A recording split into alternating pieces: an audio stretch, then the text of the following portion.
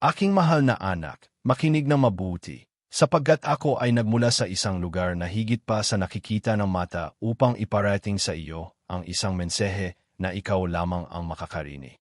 Madalas, ang buhay ay nagpapahirap sa iyo sa pamamagitan ng bigat nito, mga bato at mga anino. Ngunit tandaan mo na laging may mga senyales, maliliit na liwanag na inilalagay ng Diyos sa iyong daraanan upang gabayan ka, protektahan ka, at higit sa lahat, mahalin ka ng walang kondisyon. Huwag kang matakot, sapagkat hindi ka niya iiwan. Kahit sa pinakamadilim na oras, ang langit ay nagmamasid sa iyong mga hakbang at inihahanda ka para sa kaluwalhasyan na inihanda niya para sa iyo.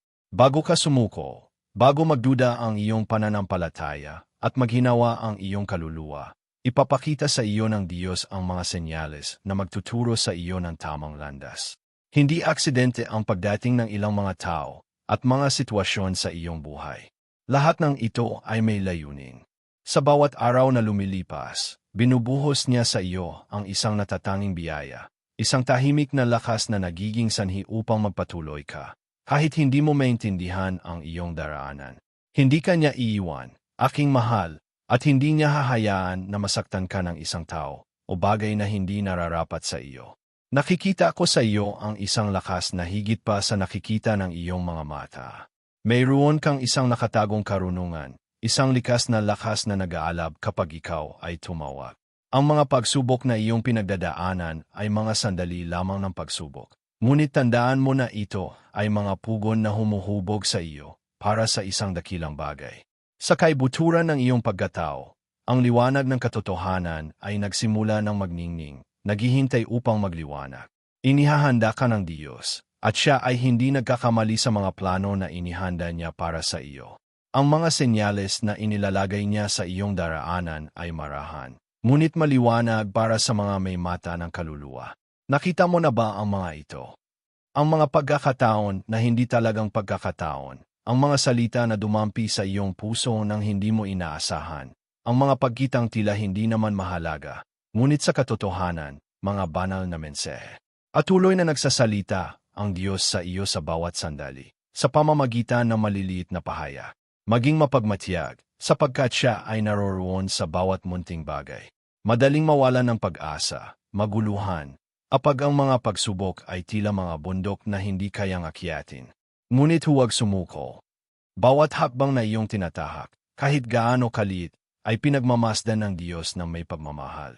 Nakikita niya ang bawat pagsisikap, bawat luha, at higit sa lahat, bawat akto ng pananampalataya na iyong ginagawa, gaano man ito kaliit. Kilala niya ang iyong nilalaman, naunawaan niya ang iyong kalooban at, kahit sa mga sandaling tahimik, siya ay gumagawa para sa iyo. Ang iyong pagsusumikap ay hindi nawurong. Alam ko na minsan ikaw ay nakadarama ng kalungkutan, para bang ang mundo ay laban sa iyo. Ngunit huwag magkamali. Mayroon kang isang malaking kasamahan na hindi mo nakikita, ngunit tunay na naroroon tulad ng hangin na dumadampi sa iyong mukha. Ikaw ay binabantayan ng mga celestial na puwersa na nagpoprotekta at gumagabay sa iyo. Palagi mong tandaan na ikaw ay minamahal, inili, at walang laban na haharapin mo na hindi mo pagtatagumpayan.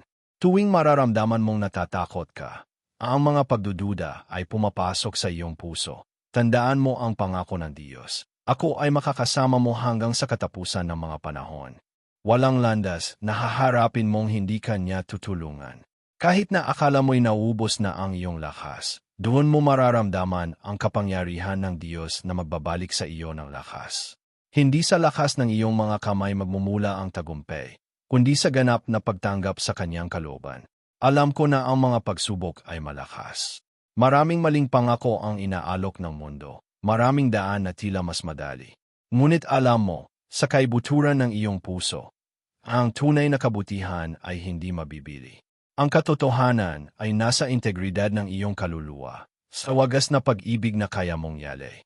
Huwag magpapa-apekto sa mga panlabas na bagay. Ang inihanda ng Diyos para sa iyo ay higit pa kaysa sa anumang bagay na kayang yalok ng mundo. Huwag mawalan ng iyong kakanyahan para sa anuman.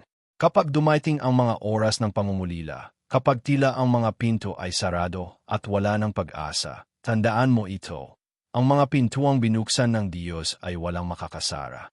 Magtiwala ka na kahit na ang mga kalagayan ay mukhang madilim, siya ay gumagawa sa likod ng mga eksena ng iyong buhay. Ang iyong mga hakbang ay ginagabayan ng isang kamay na hindi nakikita, ngunit matibay. Ang panghihinawa ay hindi magiging sagot mo, sapagkat ang pananampalataya, ang susi upang buksan ang mga pinto na walang sinuman ang makakasara. Alam ko na nakita mo na ang mga senyales, ngunit kadalasan, ang mga pagdududa ay humahadlang sa iyong mga mata. Hilingin mo sa Kanya, ang buong puso. Ipakita pa ang mga senyales na magtuturo sa iyo ng tamang daan. Lagi siyang sasagot at ipapakita sa iyo ang mga landas na dapat mong tahakin. Huwag matakot magtanong, maghanap ng sagot.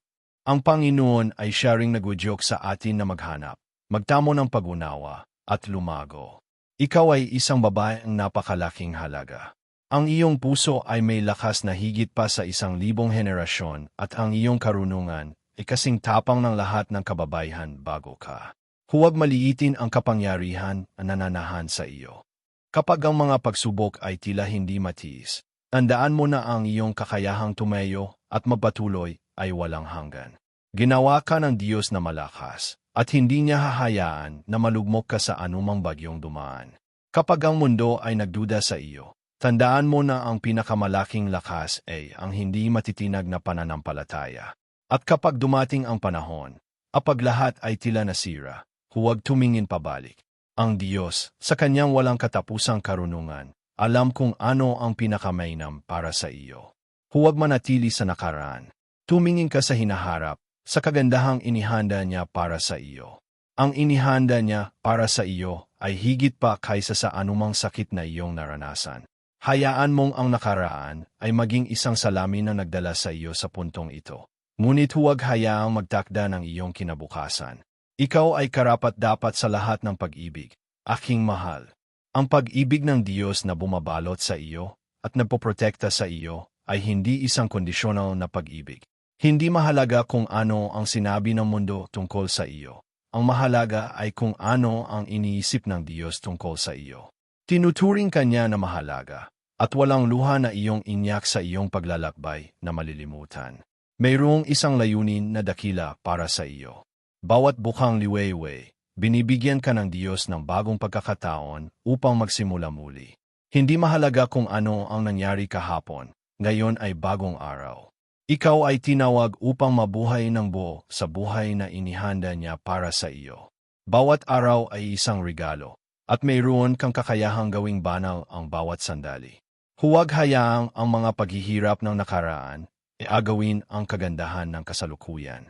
Ang Diyos ay kasama mo, at wala nang imposible. Ikaw ay may natatanging tawag, isang banal na layunin, at ang mga pagsubok na iyong kinakaharap ngayon ay bahagi lamang ng isang mas malaking plano na unti-unting ibinubukas. Huwag mawala ng pag-asa, sapagkat bawat hakbang na iyong tinatahak ay naglalapit sa iyong tadhana.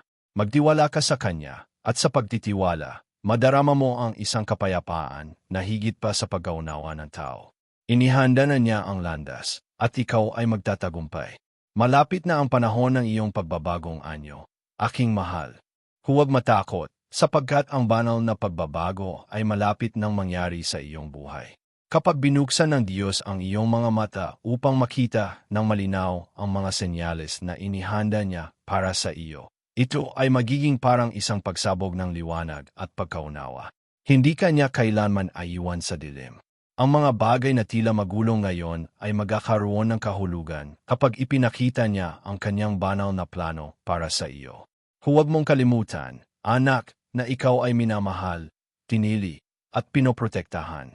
Ang Diyos ay yumayakap sa iyo ng kanyang walang katapusang pag-ibig, at walang kahit ano, wala, ang makakapaghiwalay sa iyo mula sa Kanya. Ang kapayapaang inaalok niya ay ang kapayapaang hindi kayang ibigay ng mundo. Sa bawat sandali ng pag-aalala, siya ay kasama mo, at ang iyong tagumpay ay tiyak. Magtiwala, maniwala, at magatuloy sa paglakad na may pananampalataya, sapagkat ang pinakamahusay ay darating. Mahal kong anak, ako'y taos pusong nagpapasalamat sa iyong oras at sa iyong pusong handang tumanggap ng mensahe mula sa Diyos. Ang iyong pananampalataya at lakas ay isang biyaya, at ang iyong buhay ay puno ng pag-asa at liwanag. Huwag kalimutang magpatuloy sa pagtahak sa landas ng pag-ibig at pananampalataya. At kung ang mensaheng ito ay nakapagbigay gabay sa iyo, himiling ako na iparating mo sa amin ang iyong pagsang-ayon sa pamamagitan ng mga salitang ito. Ay kay Yenji, lahat essay kanya ay nagpapalakas essay akin. Nais ko ring hikayatin ka na maging bahagi ng aming komunidad upang patuloy kang mapalakas at mapagtibay sa iyong espiritual na paglalakbay. Mag-subscribe sa aming kanal at huwag kalimutan i-activate ang bell notification upang hindi mo mapalampas ang mga susunod na mensahe na magpapalalim sa iyong pananampalataya at magbibigay gabay sa iyong landas. Naway patuloy kang gabayan at palakasin ng Diyos sa bawat hakbang ng iyong buhay.